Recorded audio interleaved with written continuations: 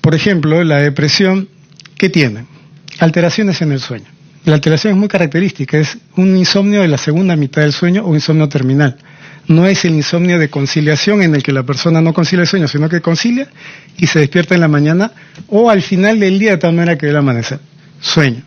Interés. La capacidad de disfrutar de las cosas de las que antes disfrutaba ha disminuido. Por ejemplo, le pregunto, ¿le provoca ir al cine? ¿Le provoca salir con sus amigos? ¿Le gusta el trabajo? Sí, le sigue provocando. Me dice, no.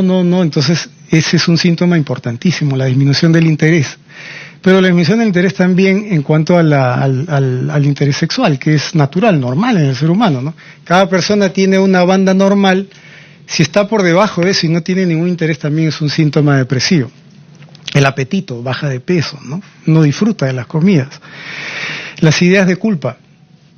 Las personas se atribuyen, tienen un estilo atribucional interno, lo llamamos así, o sea, es decir, si están en una universidad y el grupo tiene 10 miembros y le ponen 10, la culpa es de él. Si saca 18, es porque los 10 tengo un equipo maravilloso, pero no se atribuye, ¿no? La energía, la vitalidad, me dicen que están con poca energía, la concentración disminuida, el ánimo triste, irritable o ansioso, eso puede ser variable. La actividad psicomotora, a veces enlentecida, y la ideación suicida, ¿no? Todo eso puede ser en algunos pacientes determinado en una consulta, no siempre, usualmente son 2, a veces 3, cuando ya empiezo a encontrar los síntomas del polo opuesto que le mencioné, irritabilidad, distraibilidad, agitación psicomotriz. Son 3 cosas muy importantes en un paciente con depresión. Y una vez que usted tiene el diagnóstico, ahí el diagnóstico viene acompañado de una receta médica para una explicación de del cuadro del paciente, ¿no? Entonces no es usual, digamos, en una primera sesión que se le asigne o se le recete medicamentos o algún tipo de pastilla a la persona que debe visitar. Pero depende de hecho del cuadro que tenga. Sí, no puedo generalizar. Hay cuadros que también es que las depresiones pueden ser leves, moderadas, severas y graves, ¿no? Y se puede detectar una depresión leve, yo le digo, mejor anda al psicólogo, ¿no? Hay que hacer una intervención familiar para que puedas mejorar este aspecto. Moderada a severa, ya es más probable que necesite las 2 cosas. Severa, ya las 2 cosas definitivamente, un seguimiento cercano. Grave, ideas suicidas consistentes, internamiento, ¿no? Una persona que quiere suicidarse y tiene ideas suicidas consistentes. Consistente significa que tiene un plan de suicidio, cosa que tenemos que explorar. Tiene que internarse, ¿no? Entonces, son varias cosas que se tienen que evaluar para ver cuánto me voy a demorar en dar un diagnóstico y explicarle también, porque los pacientes no siempre van a comprender lo que tienen, ni van a tener la aceptabilidad, no sé si el término se aplica, la aceptabilidad de lo que tienen. Hay que prepararlos para que puedan asimilarlo, porque podrían no recibir un tratamiento que los va a beneficiar mucho porque no se les explicó bien. Podría pasar eso. Sí, yo a veces cuando hay un diagnóstico difícil me tomo mucho tiempo, claro, me aseguro que no tenga ideas suicidas o le doy algo para que pueda dormir mejor, pero establezco primero una relación médico-paciente más sólida para ya darle el diagnóstico. El gran Honorio Delgado, fundador de la Universidad Peruana Cayetano Heredia, psiquiatra, considerado el más grande psiquiatra de América Latina del siglo XX, ¿no? Que incluso se hacen congresos con su nombre en México, hace 10 años se hizo, mencionaba que, o sea, y hablando ya de la medicina en general, ¿no? Se discute a veces si a los pacientes siempre se les debe decir si tienen un problema crónico o terminal o no se les debe decir. Y el buen Honorio Delgado decía, depende, o sea, hay que preparar al paciente, está en capacidad de recibirlo, pero no dejarlo en el aire y a ver qué pasa, ¿no? Pero hay que prepararlo para que pueda saber lo que tiene. Por ejemplo, en el caso, me he quedado con el caso de impulsividad sexual que usted identificó en esta persona que acudió a verlo, y usted ha señalado una serie de ejemplos de dicho caso. En ese caso se le comunica directamente el tema. ¿Cómo se procesa esa situación? El decirle al paciente lo que usted tiene es un caso de impulsividad sexual que tiene que ser tratado. ¿Esto es parte de un diagnóstico mayor? ¿Cómo es la...? Sí, claro, o sea, obviamente la persona viene porque sabe que tiene algo que no va bien, ¿no? Y se le explica, mira, estas son las cosas que van a ayudarte para que disminuya la impulsividad, la irritabilidad, tengas más control, duermas mejor, ¿no? Y sé que se te va a dar esta medicina, y le explico, estas dosis no son para esta enfermedad, aunque en el inserto dice son para esta enfermedad, te estoy dando dosis subterapéuticas para ella porque estamos tratando un síntoma, no estamos tratando una enfermedad. ¿Y qué pastillas o qué medicamentos se dan en ese tipo de casos? Bueno, estabilizadores del humor, básicamente estabilizadores del humor. ¿Qué nombre recibe? Disculpe la ignorancia en el tema. Bueno, quetiapina, oxcarbazepina, carbamazepina, olazapina. Ellos son medicamentos que en dosis completas, aquí sé que me está entendiendo, en dosis completas son para patologías bien definidas. En dosis menores, subterapéuticas para ellas, son para síntomas.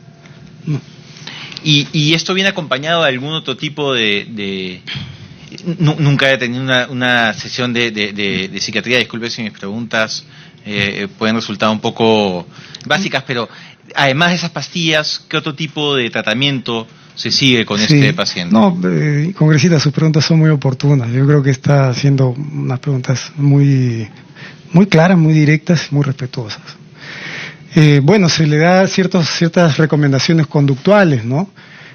Por ejemplo, si tiene la impulsividad de contactar con personas extrañas, con lo que estaba haciendo esta persona que mencioné hace un momento, pero que no he dado su nombre, claro, se le pide que deje pues los medios, que ante un impulso llame y contacta a una persona de riesgo, ¿no? Básicamente eso, ¿no? El sueño ayuda mucho a la impulsividad. En las horas nocturnas, algunas porciones del cerebro que en el día se dedican a pensar, a abstraer, a la función ejecutiva, a calcular, ¿no? De noche cambian de función para reparar, de noche en la oscuridad y en el tiempo necesario para reparar aquello que se ha desgastado. El cerebro es un órgano. Entonces, mucho es poder dormir bien, pues, ¿no? También. ¿Hacer deporte te puede ser una recomendación también? Sí, claro. El deporte, mire, los últimos 7 años el deporte se ha...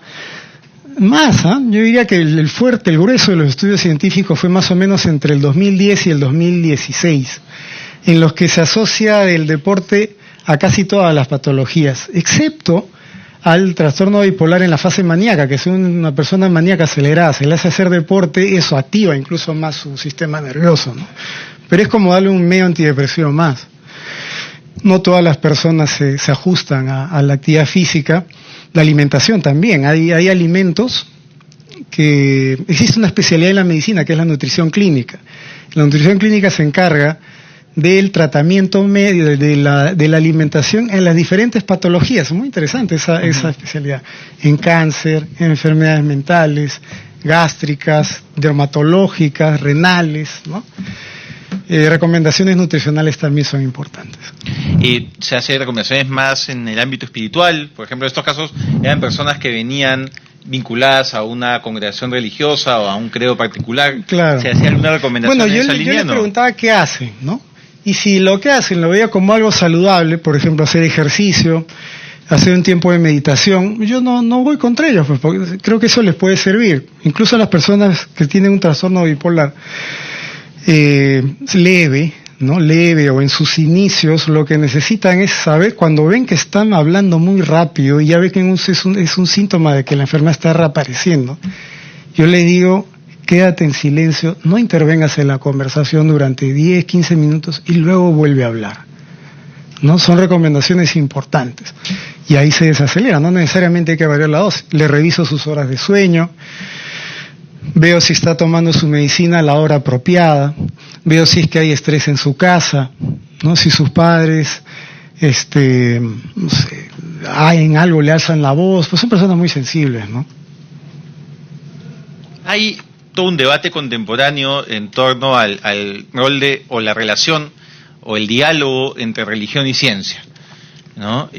¿Usted considera que en su práctica la religión o ciertos principios religiosos están presentes en su trabajo con los pacientes? Definitivamente, no solamente, veo religiosas, pues, ¿no? Y si veo que lo que hacen les ayuda, lo promuevo. Pero Pero no es que yo le diga que tiene que hacer pues algo, ¿no? No, eso yo lo he leído, eso lo han mencionado, eso me parece pues una patraña, pues de repente está psicótica esa persona, yo no sé si es que su enfermedad está activa. Son personas que han sido entrevistadas y no sabemos en qué grado de vulnerabilidad están y a qué las exponen, ¿no? Yo he tenido que pasarle cartas notariales a cada una de esas personas. Una de ellas se retractó y al retractarse mencionó que la periodista que lo entrevistó tenía una relación familiar, filial, con una de las personas que está haciendo demandas hacia el sodalicio.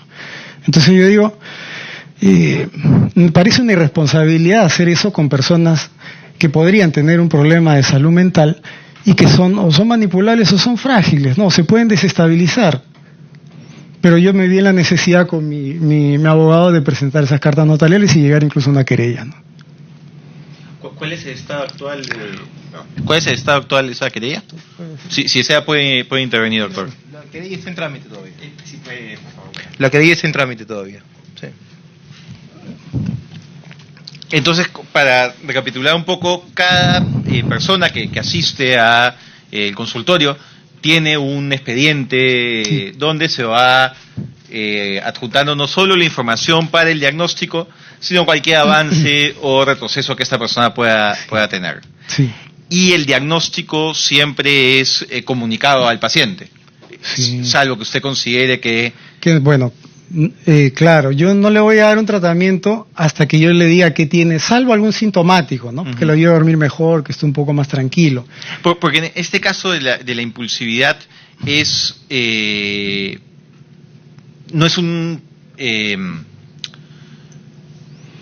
no estamos llegando a una entidad nosológica. No estamos señalando la patología propia, sino una manifestación. Una manifestación que podría todavía ser inespecífica, pero genera una disfunción en algún área de su vida personal, familiar, social, académica, laboral. Y eso le quedaba claro a los pacientes. Claro, por supuesto. Que no necesariamente el identificar síntomas era identificar. Y ahora más que nunca, bueno, también antes, ¿no? Porque el acceso a Internet hace que un paciente, mire, por ejemplo, a un paciente con enfermedad bipolar yo le puedo dar un medicamento, un estabilizador del humor. No voy a usar nombres comerciales, ácido valproico o divalproato. Y si no le digo que esa medicina se usa principalmente para epilepsias, obviamente me va a decir, pero doctor, usted me da algo para la epilepsia. Entonces yo le tengo que decir, mira, este fármaco está aprobado por la FDA para epilepsias, pero también para la fase maníaca de la enfermedad bipolar. Lo mismo con la motrigina, ¿no? Es un medicamento que se utiliza para epilepsias muy sencillas, incluso en niños, en chiquillos pequeños, pero también se utiliza en la depresión bipolar. Entonces yo tengo que explicar. Esa es la precisión, como para que quede claro en el registro.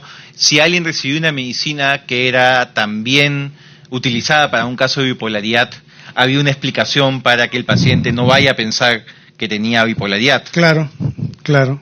Sí, por supuesto. Y estos informes médicos, con toda esa información que se va recopilando, ¿el paciente tiene acceso a esa documentación? Puede, por supuesto. El único que puede tener acceso es el paciente. Pero en esos informes usted no apunta también posibles hipótesis que va descartando, o eso no es parte del expediente. Claro, sí, o sea, yo lo noto, pero ahí se coloca descartar, por ejemplo, ¿no? Otra cosa es diagnóstico definitivo. El diagnóstico en psiquiatría es longitudinal. O sea, hay pacientes que han empezado claramente con síntomas de un trastorno obsesivo compulsivo.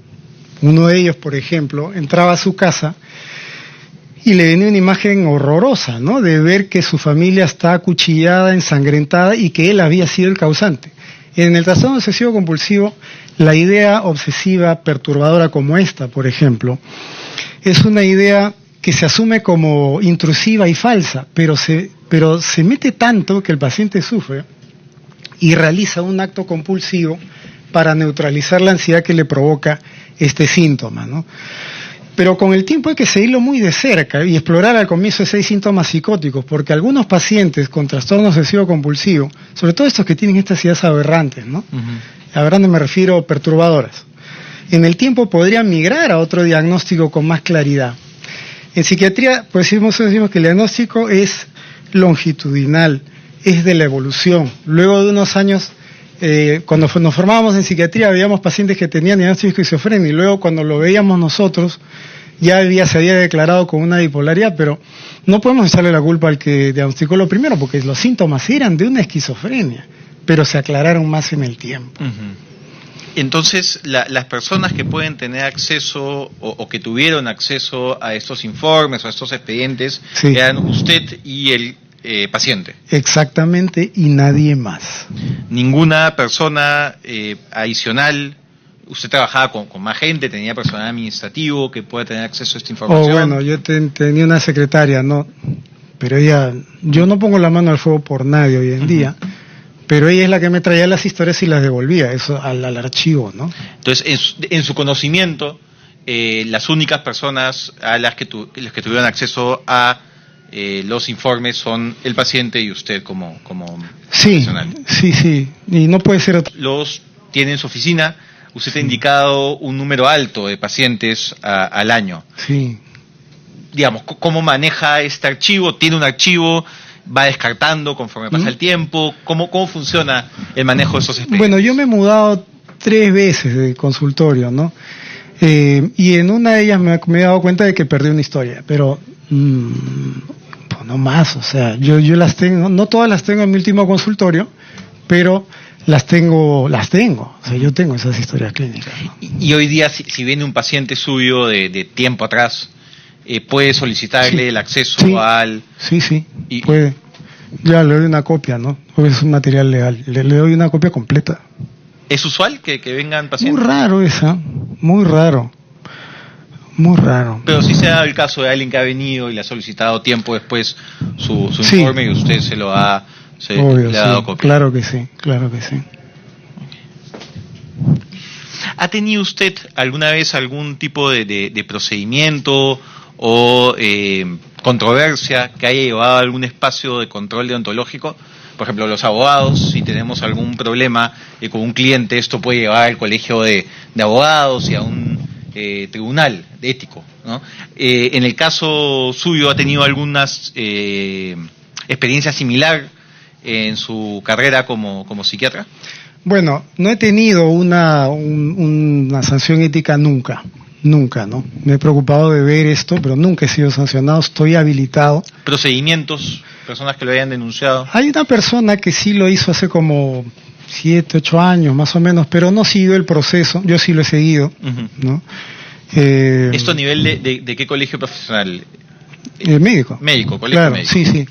No lo siguió, yo sí lo he seguido, no es mi abogado que está ahora, es una abogada que lo siguió, pero, digamos, ese tema yo pienso que ya está resuelto. Yo he seguido todas las instancias y la persona no se ha presentado. ¿Cuántos años de ejercicio profesional tiene usted? A ver, yo acabé la psiquiatría en el 2000, sí. O sea, 19 años. No más, y esos 19 años ha tenido este caso que usted señala. Sí, pero como le digo, no he tenido ninguna sanción. Le explico una cosa.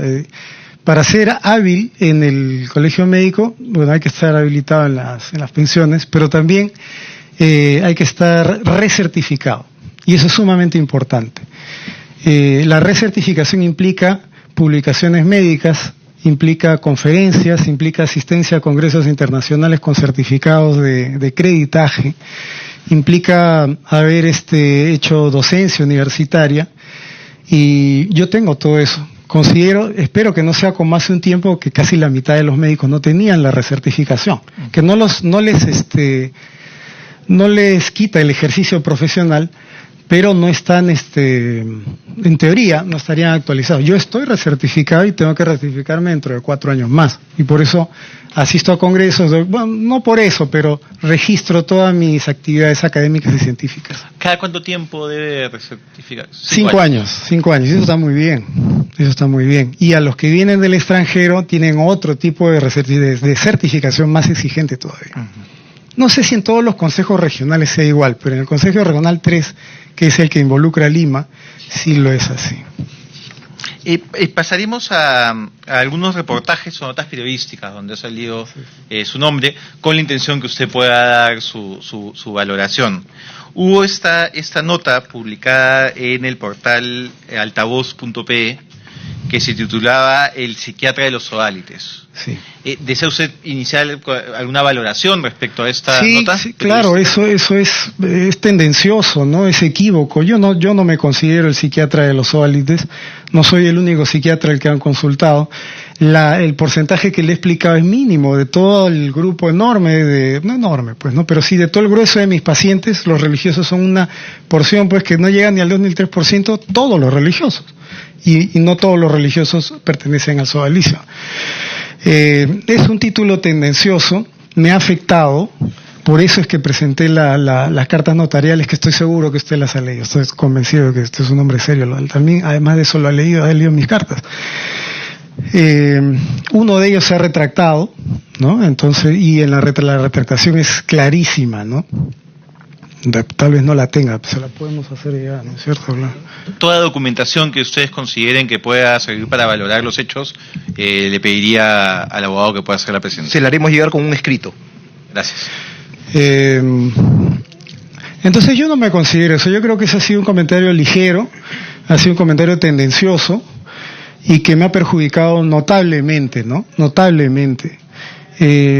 Felizmente mis colegas saben quién soy, mi presencia académica es permanente, entonces decirme eso, pues, sí me ha afectado, moralmente me ha afectado, me siento mal, tengo hijos que entran a internet, y cuando he hablado con ellos me dice, papá, yo te creo a ti, yo creo que tú jamás podrías hacer eso, y en realidad yo no he realizado esas cosas. Esto podría responder a la fragilidad de un paciente con problemas de salud mental, o a una manipulación de su frágil condición, ¿no? Usted mencionaba que sabe que hay otros psiquiatras que han tratado a personas del sodalicio. ¿Tiene algunos nombres estos profesionales? Bueno, sé que el doctor Santiago Márquez ha atendido pacientes. ¿Algún otro nombre? Mire, no me acuerdo ahorita, pero...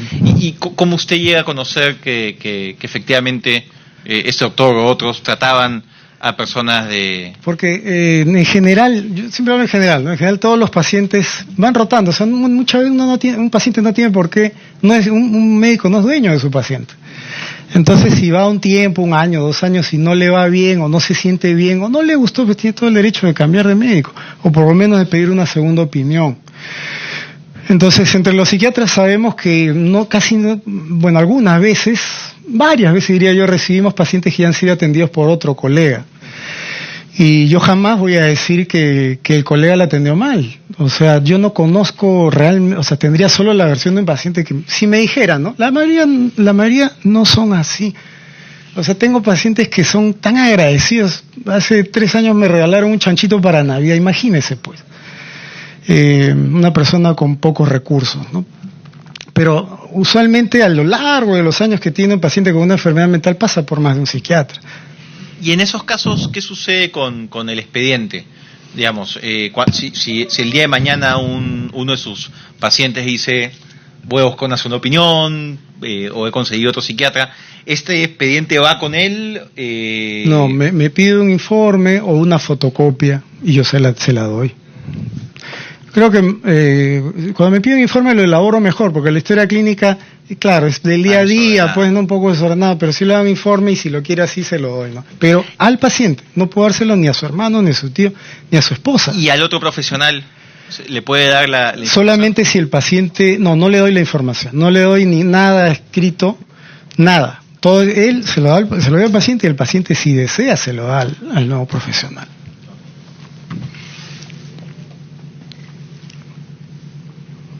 En la nota, el psiquiatra de los sodálites, vamos a tener que ir a lo largo de... Me pone un poco mal ese... Justamente esta es la oportunidad para que pueda... descargar eso. Exactamente. Se menciona que su hijo mayor fue becado en el San Pedro. Y digamos, se da a entender que eso sería una suerte como de intercambio en el sentido de que usted atiende a personas del sodalicio y la manera entre comillas, de pago sería a través de esta beca en el Colegio San Pedro, que es un colegio sodalite. Claro, bueno, sí, mi hijo fue becado al mayor, pero no hubo esa relación, o sea, no de causa-efecto, ¿no? Mi hijo ahora estudia medicina, está en el 3er año, es un chico brillante, becado por eso tal vez, pero no, o sea, yo no voy a someter mi criterio médico, mi tratamiento médico, la información médica por algo, por lo que sea. Eso me parece completamente inconcebible y no lo voy a hacer, y lo rechazo rotundamente. Mi segundo hijo no fue becado, sí todavía está en 3er año. También estoy orgulloso de él, no voy a hacer que se entere, no voy a pensar que solo hablo del mayor, estoy orgulloso porque él quiere ser futbolista y es otra de mis pasiones, ¿no? Digamos, ¿no había un contacto de usted con el sodalicio a través de la comunidad educativa del San Pedro? No, como no entiendo. Digamos, voy a poner un ejemplo para aterrizar. Yo soy del Colegio Santa María, que pertenece a la congregación de los marianistas. Yeah. Entonces tenía algún tipo de relación con la congregación marianista al ser parte del colegio. Ya. Entonces lo que quería consultarle es si usted no tenía una relación con el sodalicio en base a esta bueno, no con el sodalicio propiamente, sino que habían charlas para padres, ¿no? Y bueno, cuando uno tiene los hijos chicos asiste más, cuando los chicos van creciendo ya uno no va mucho, ¿no? Una vez me invitaron a dar una charla sobre depresión a los padres de familia, la vi, y de ahí el colegio nada más, las reuniones con los profesores, ¿no? Para ver los avances de los chicos. ¿No podría ser que estas personas del sodalicio que llegaban como pacientes que llegan, digamos, alguien tiene que sugerirle llegar a usted, sea por recomendación de alguno de los sodalites presentes en el San Pedro? Pucha, mire. No que usted sepa, digamos. No, algunas veces he preguntado, en general yo le pregunto a todos, ¿no? ¿Cómo llega? Claro, como llega, sí, claro, porque, digo, no, tengo que saber. Vienen recomendados, prácticamente siempre. La recomendación puede ser de un paciente anterior, o de alguien que ha visto que sus familiares ha mejorado muchísimo, o de una hermana, del trabajo en donde se encuentran, pero son de contactos de persona a persona, ¿no? Eso es, sí. ¿Usted conoció a Luis Fernando Figari? Sé quién es, ¿no? Sé quién es. Él a veces da unas charlas multitudinarias, alguna vez asistí, pero sé quién es, no puedo decir que lo conozco, o sea, esa frase desborda ampliamente lo que yo puedo decir de él, ¿no? En el caso de Germán Doig, también puedo decir que lo conocí porque daba charlas grandes. Yo era del movimiento de vida cristiana, ¿no? En mi época universitaria, pero más allá de eso, conocerlo, eso queda muy grande, es una frase muy grande. Cuando dice en su época universitaria, cuando usted ya se desempeña como psiquiatra, no era parte ni participaba de las actividades del movimiento de vida cristiana, ¿identificaría esto en la universidad o después continúa algún Básicamente en la universidad, pero ya en los últimos años las exigencias del external e internado son tremendamente fuertes. O sea, yo ya no asistía porque yo hacía guardias, dependiendo de la rotación que tenía, algunas veces hacía guardias interdiarias. O sea, entraba el lunes a mi trabajo normal a las 8 de la mañana, a las 6 de la tarde acababa, a las 6:30 de la emergencia, hasta las 8 de la mañana del martes, a las 8 de la mañana del martes, tenía que estar hasta las 6 de la tarde del martes y recién me iba a mi casa. Y volvía a las 8 de la mañana del día del miércoles. Entonces, esos 2 últimos años fueron de apartamiento. Sí es cierto que en los primeros años de matrimonio estuve en el movimiento de vida cristiana, nunca en el sodalicio, en un grupo que se llama Nazaret, y me reunía con mi esposa y otras parejas y hablábamos de cómo educar a los hijos, cómo llevar bien el matrimonio, ¿no? Y cuando usted ya se desempeña como psiquiatra y recibe los casos que son de conocimiento público, ¿no era integrante o participaba activamente del movimiento de vida cristiana? No, podría haber ido a algunas misas, como voy también a la misa que queda cerca de mi casa, como voy a otra misa, donde me dé el domingo voy, ¿no?